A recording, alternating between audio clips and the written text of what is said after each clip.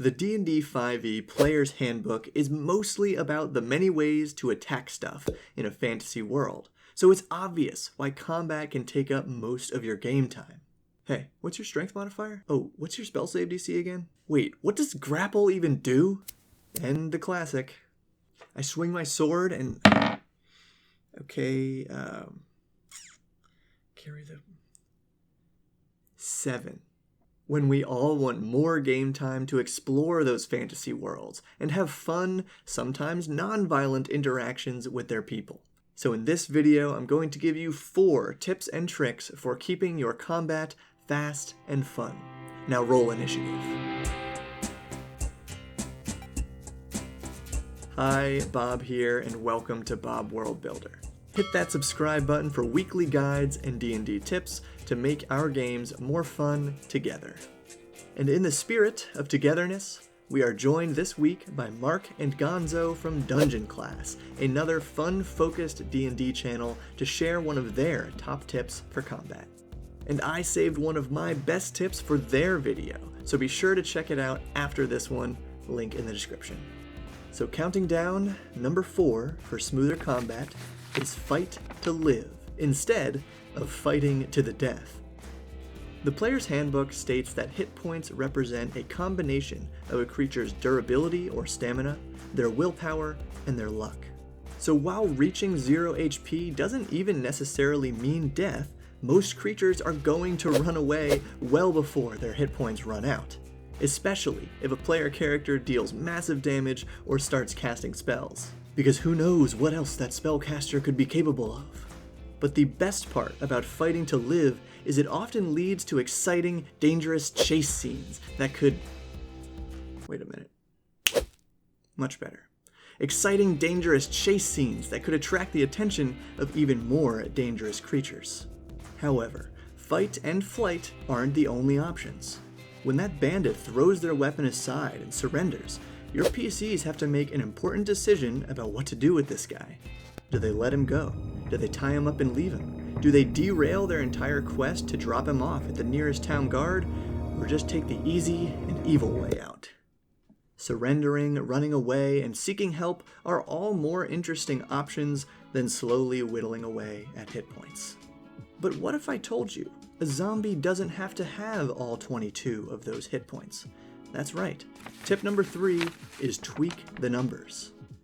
The numbers in a stat block represent the normal statistics for a creature. You can change them however you want, and if you want to keep your combat fast and fun, try lowering enemy HP and AC or increasing their attack bonus.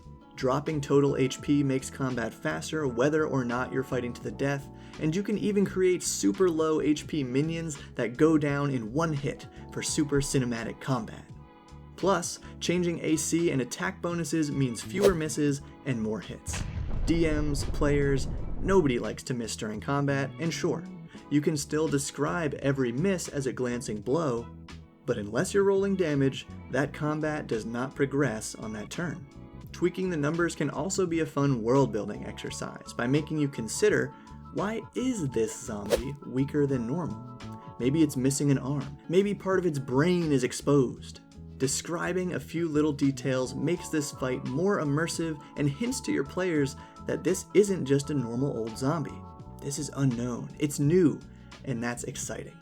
And a bonus tip, instead of just hinting at the creature's stats, it's okay to occasionally tell your players those numbers, especially AC, so they'll know as soon as they roll whether or not they hit. And hey, if you're finding this video valuable, you can hit that thumbs up and share it with your D&D group so more people will see it. Thank you. Now, a great way to relay that hit or miss info is with tip number 2, narrative transitions. Oh, wait, that's the tip in Dungeon Class's video. So instead, here's Mark and Gonzo to share a surprising tip for speeding up your game, appointing an assistant dungeon master. Thanks, Bob. Another way that you can make combat faster in Dungeons & Dragons is to use someone what we call an assistant dungeon master.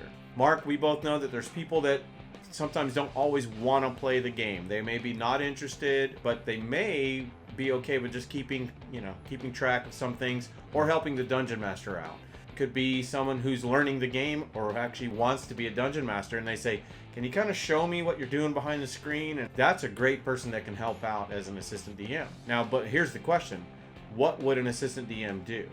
Well, they would help speed up the DM side of things pretty much. So they're doing things like tracking initiative, tracking the combat of the monsters. They're tracking the hit points, how much damage is being done, those kind of things, which, anybody can do simple math of keeping track of the hit points of the monsters. Yeah, well, yeah, that goes without saying.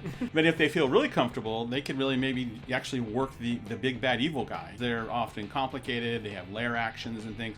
They could learn how all that works and make sure that they play the evil guy to the full maximum capacity. If they just focus on that would speed things up quite a bit, so you're not fumbling through looking things up while the game's going. So assistant DM would really help speed up your combat.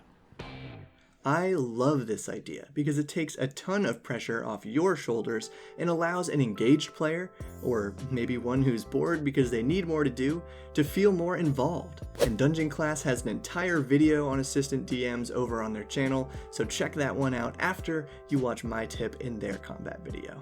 Now, my number one trick for keeping your combat fast and fun is to roll your attack and damage dice at the same... Okay. Bad joke.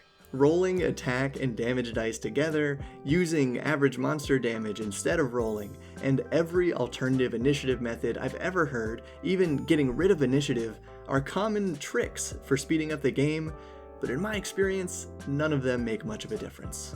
Maybe I need to do a video about bad D&D advice to look out for.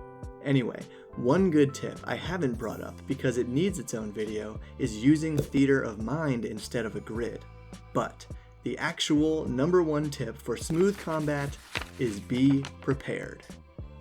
Just like I said in my video about tips for DM prep here in the cards, you have to look up your creatures before the session and take notes or have an easy way to look them up while you're playing.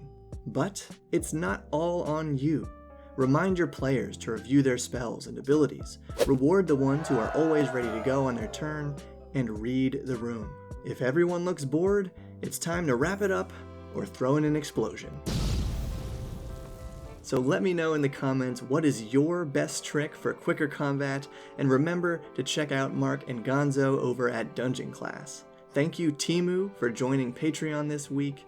Thank you all for your support. Thank you for watching, and keep building.